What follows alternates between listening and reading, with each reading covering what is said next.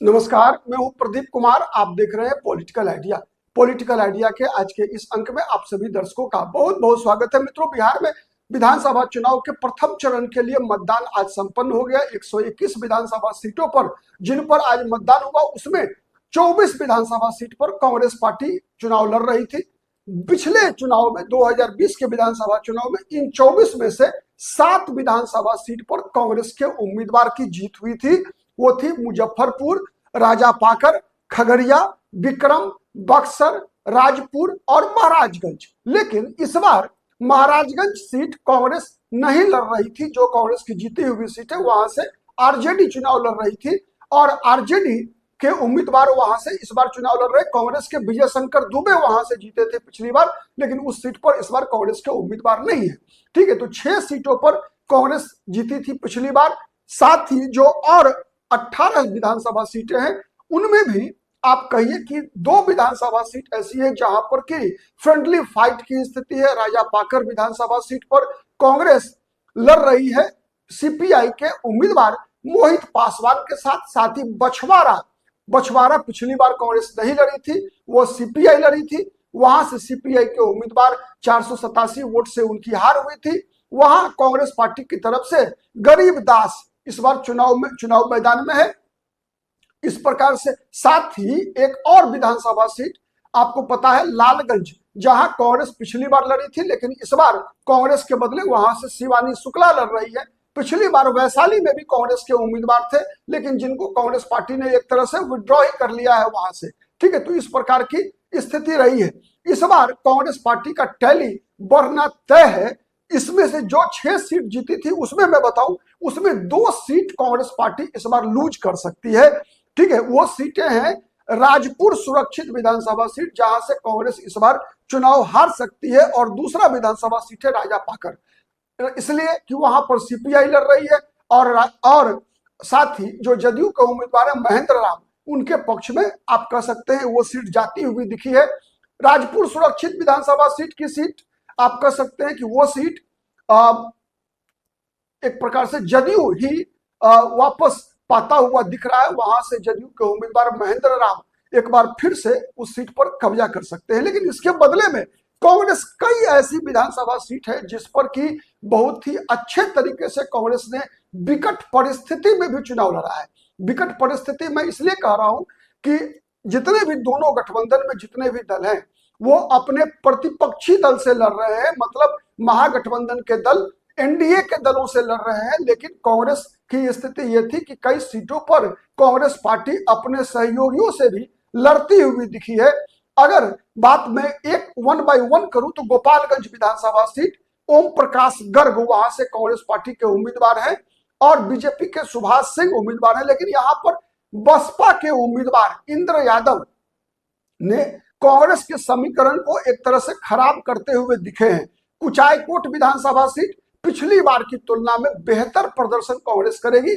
आज मैं नहीं कह सकता कि फलाना पार्टी जीत रही है, लेकिन बेहतर प्रदर्शन पिछले बार काली पांडे लड़े थे वहां से, लेकिन इस बार हरिनारायण कुशवाहा ने अमरेंद्र पांडे का बेहतर मुकाबला करने में सफलता पाई है। मुजफ्फरपुर सीट पिछली बार जो कांग्रेस पार्टी के विजेंद्र चौधरी ने बीजेपी के बड़े नेता सुरेश शर्मा को 6326 वोट से हराया था। इस बार बीजेपी ने उम्मीदवार बदल दिया। रंजन कुमार बीजेपी की टिकट पर लड़ रहे थे, लेकिन यहां बीजेपी का खेल खराब करने के लिए जन स्वराज के उम्मीदवार डॉक्टर अमित कुमार दास ने बीजेपी का कुछ हद तक खेल खराब किया है। आप कह सकते हैं खगड़िया विधानसभा सीट जो पिछली बार कांग्रेस जीती थी, छत्रपति यादव, यहां से कांग्रेस ने उम्मीदवार बदल दिया। डॉक्टर चंदन यादव को टिकट मिला है और इस बार भी उनका मुकाबला जो है जेडीयू ने भी अपना उम्मीदवार बदल दिया, बबलू कुमार से उनका मुकाबला है। और खगड़िया विधानसभा सीट ऐसी है जहां पर की कांग्रेस आप कह सकते हैं कि कंफर्टेबल सिचुएशन में दिख रही है। विक्रम विधानसभा सीट जहां कांग्रेस के उम्मीदवार सिद्धार्थ सौरभ ने पिछली बार निर्दलीय उम्मीदवार अनिल कुमार को हराया था। बीजेपी के उम्मीदवार अतुल कुमार की जमानत जब्त हो गई थी, मात्र 14,439 वोट उनको मिला था। इस बार सिद्धार्थ सौरभ ने पाला बदल लिया, बीजेपी में चले गए, लेकिन उनकी किस्मत भी बीजेपी के साथ ही वहां पर अतुल कुमार वाली होती हुई दिख रही है। वहां कांग्रेस के अनिल कुमार अच्छी स्थिति में है। ठीक है, बक्सर विधानसभा सीट में मुन्ना तिवारी उर्फ संजय तिवारी कांग्रेस के उम्मीदवार है। पिछली बार उन्होंने परशुराम चौबे को हराया था बीजेपी के उम्मीदवार। इस बार वहां से एक्स आईपीएस ऑफिसर आनंद मिश्रा चुनाव लड़ रहे थे, लेकिन आनंद मिश्रा के रास्ते में बसपा के उम्मीदवार अभिमन्यु कुशवाहा ने कांटा बो दिया है। ठीक है, अब आप समझ सकते हैं मैं क्या कहना चाहता हूं। लेकिन राजपुर सुरक्षित विधानसभा सीट पर जो कांग्रेस के उम्मीदवार विश्वनाथ राम की स्थिति अच्छी नहीं है। इसके अलावा कांग्रेस एक बहुत बड़ा सीट कांग्रेस जीत सकती है, वो सीट है पटना में कुम्हरार विधानसभा सीट। वो विधानसभा सीट जहां से सुशील मोदी 90 से लेकर 2005 तक 2090, 95, 2003 चुनाव जीता था, उसके बाद से लगातार बीजेपी के कब्जे में वो सीट रही है। इस बार कांग्रेस के उम्मीदवार इंद्रदीप चंद्रवंशी बीजेपी से वो सीट छीनते हुए दिख रहे हैं। पिछली बार उमेश राम सकरा विधानसभा सीट पर मात्र पिछली बार जो है वो 1537 वोट से हार गए थे अशोक चौधरी से, जनता दल यूनाइटेड के उम्मीदवार। इस बार अशोक चौधरी बीमार है, उनके बदले उनके पुत्र आदित्य कुमार वहां से चुनाव लड़ रहे हैं। लेकिन वहां वो सीट पिछली बार जो अशोक चौधरी हारे थे उसके पीछे लोजपा का बड़ा फैक्टर था।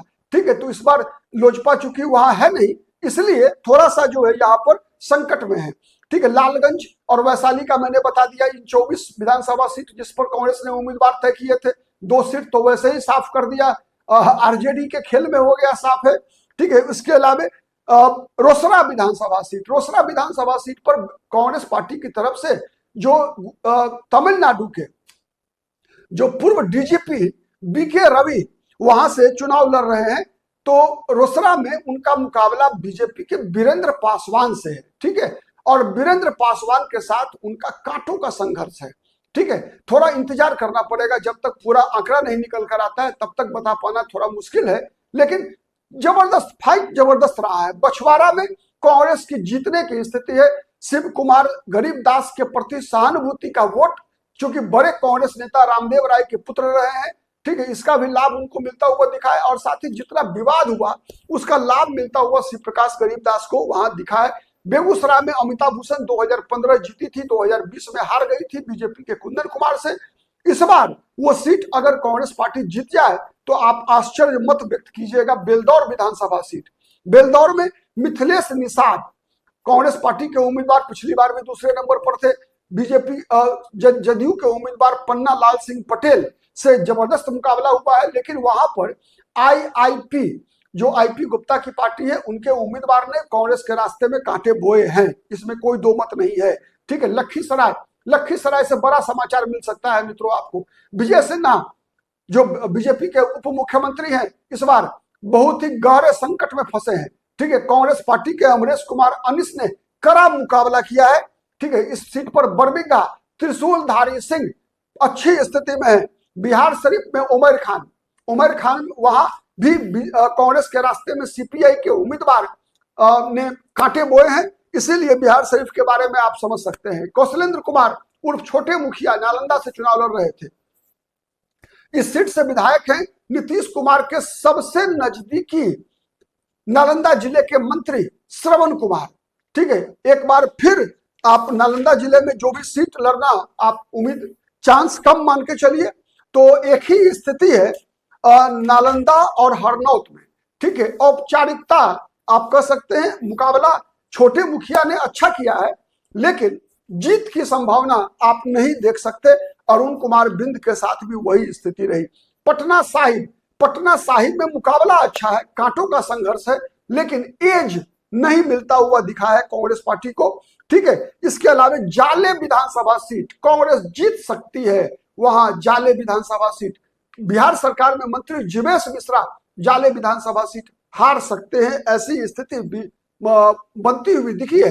सोनबरसा विधानसभा सीट, सोनबरसा रत्नेश सदा जदयू के मंत्री है बिहार सरकार में अभी वर्तमान में, और वहां मुकाबला कांग्रेस की तरफ से सरिता देवी मुकाबला कर रही थी। मुकाबला अच्छा रहा है, लेकिन यहाँ एज जो है जदयू को मिलता हुआ दिखा है। तो ये रहे कांग्रेस के 24 विधानसभा सीट। आप कह सकते हैं पिछले बार का जो आंकड़ा इन 24 में 7 था, इस बार वो 10 और 11 होने की पूरी संभावना है। मिनिमम 10 सीट जो है कांग्रेस पार्टी आराम से जीतेगी, इस बात को मैं दावे के साथ कह सकता हूं।